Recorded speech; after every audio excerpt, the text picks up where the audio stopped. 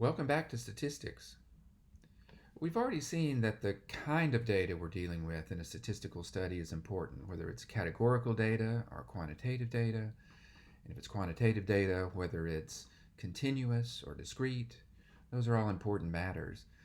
But it's also very important where the data came from. That turns out to have a big impact on the kinds of conclusions that we can draw from data.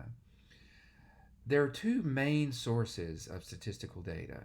Those are observational studies on the one hand and experimental studies on the other. So, what's the difference between the two? Well, in an observational study, data is collected from a sample, and the data is all collected under the same conditions. So, a good example of an observational study would be an opinion poll. I might be interested in the president's approval rating among U.S. Adults. So I would collect data from a sample of U.S. adults and I would ask them, do you approve or not of the job the president's doing? The data is collected under the same conditions for all individuals in the study. That's an observational study.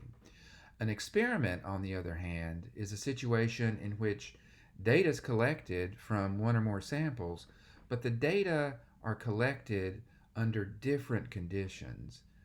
There'll typically be a group in which data is collected under one set of conditions, and then there'll be another group in which data is collected under a different set of conditions, and there may be three or more groups. So, a classic example here would be a medical trial. Suppose I have a new treatment for lung cancer, say. A way to evaluate that treatment would be to do an experiment in which I got some cancer patients and I divided them into, say, two groups. One group would get the standard treatment, the current, best available treatment for lung cancer, and a second group would get the new treatment. I would collect data from both groups, but the data might be, for instance, on survival times or tumor reduction, things like that. But the data is being collected under different conditions, right? The first group would be getting the standard treatment, that's one set of conditions, and the second group would be getting the new treatment. That's a different set of conditions. That's the hallmark of an experiment.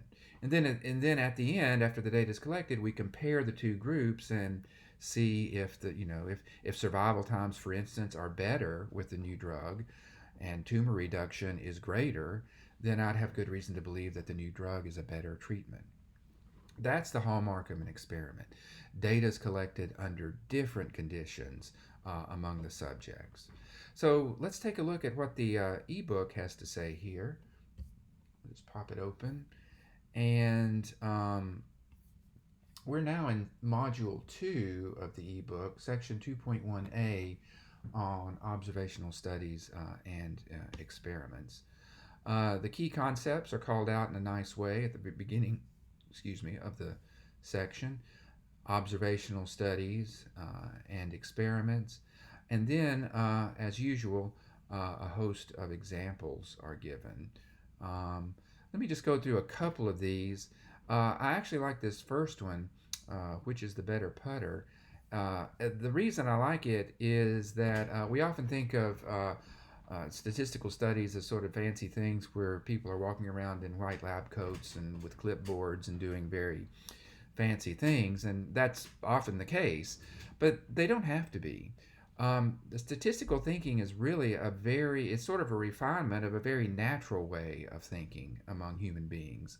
And I think the first example makes that point nicely. So let me pop it open. Which is the better putter? To find out which putter works better, a golfer takes two different putters and practices putting with each one on a practice green. He randomly decides which putter to use each time, and then he measures how often he makes the putt with each putter. So, is this an observational study or an experiment? Well, this is an experiment. The golfer is actually conducting an experiment here because he's collecting data on whether or not putts get made under two different conditions, right?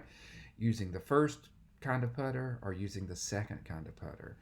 So this is absolutely a experiment. It's not super fancy, but it is an experiment. Data are being collected under two different conditions, and then a comparison is being made, right? Did I make more putts with the first putter or with the second? That's an experiment.